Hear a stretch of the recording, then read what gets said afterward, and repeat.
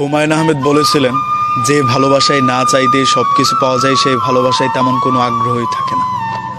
তিনি আরও বলেছিল, যাকে রাখতে চাইলাম সে থাকলো না, যে থাকতে চাইলো তাকেও আমি রাখলাম না। এখন আমার আফসোস করে বলতে হয়, এই পৃথিবীতে আমার তেমন কেহই রইল না। এখন আমি প্রচণ্ড শক্তিশালী, হেসে খেলেই সব উড়িয়ে দিতে পারি। অথচ দেখো, তুমি আমাকে সেই কবে ছেড়ে গিয়েছ, কিন্তু তোমার দেয়া দুঃখগুলো ক্রমশই আমাকে পুড়ে ছাড়খাড় করে দিচ্ছে। জীবনের গল্প দিয়ে কাহিনী সাজানো গেলেও গল্পের কাহিনী দিয়ে আমাদের জীবন আমরা সাজাতে পারি না, এটা হয়ে ওঠে না।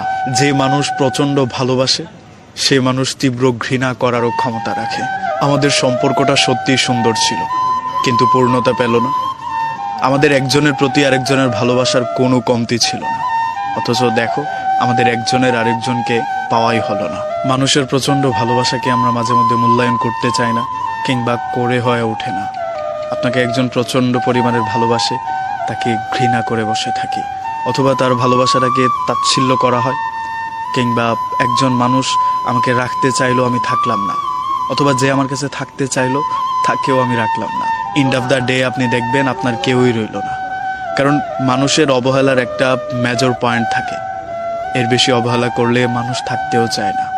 আপনি যেটা ভাবছেন যে আমি তো আমি কাউকে ছেড়ে দিলাম, ছেড়ে দিতেই পারি, আমি কাউকে ভালোবাসলাম, ভালোবাসতেই পারি। একটা সময় পর্যন্ত আপনার যুক্তি ঠিক থাকলেও একটা সময় পর গিয়ে দেখবেন কেউই আপনার সাথে নেই। মানুষ অহংকার অহমিকা নিয়ে তেমন বেশি দিন চলতে পারে না। একটা মানুষকে আপনি অবহেলা করেই গেলেন, একটা সময় গিয়ে মানুষটা পাথর হয়ে যাবে, তখন সেই মানুষটাকে আর পাবেন না। ওই যে একটা কথা আছে না, যে মানুষটা আপনাকে সবচেয়ে বেশি ভালোবাসার ক্ষমতা রাখে সেই মানুষটাই আপনাকে তীব্রভাবে ঘেন্না করার ক্ষমতা রাখে। তাই কারো ভালোবাসাকে যদি আপনি ঘেন্নায় পরিণত করেন, তখন দেখবেন সেই মানুষটা আপনাকে ছেড়ে যেতে দ্বিধাবোধ করবেন না। তীব্র সত্য হচ্ছে, একজন আপনাকে ভালোবাসে, অনেক ভালোবাসে, কিন্তু আপনার অবহেলা তাকে শক্তিশালী করে তুলেছে। এখন সে হেসে খেলেই সব কিছু উড়িয়ে দিতে পারে, আপনাকে ছেড়েও আসতে পারে।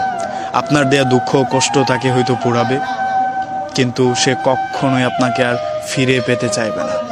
তাই কারো ভালোবাসাকে এমনভাবে নেবেন না যে সে আপনাকে ভুলে যাওয়ার ক্ষমতা তৈরি করে ফেলে।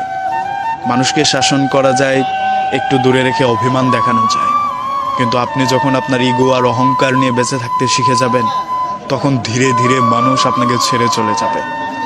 একটা সময় গিয়ে আপনাকে পেতে ইচ্ছে হলেও আপনার এই ইগো আর অহংকারের কারণে আপনার কাছে ভিড়তে চাইবে না, কারণ এটা মানুষের স্বভাব। একবার মানুষের ইগোতে লেগে গেলে তখন মানুষ সবচেয়ে প্রিয় জিনিসটাকেও ছেড়ে আসতে দ্বিধাবোধ করেন না। তাই ছোট্ট করে আপনাকেও একটা কথা বলে দিচ্ছি, একজনকে আপনি ভালোবাসতেই পারেন, একজনের জন্য আপনার মন কাঁদতেই পারে, একজনের জন্য আপনি কষ্ট পেতেই পারেন, কিন্তু তার জন্য আপনি এতটাও সহজলভ্য হয়ে যাবেন না যে সে চাইলেই আপনাকে পেয়ে যায়। জানেন তো, চাওয়া মাত্রই পেয়ে যায় জিনিসের জন্য মানুষের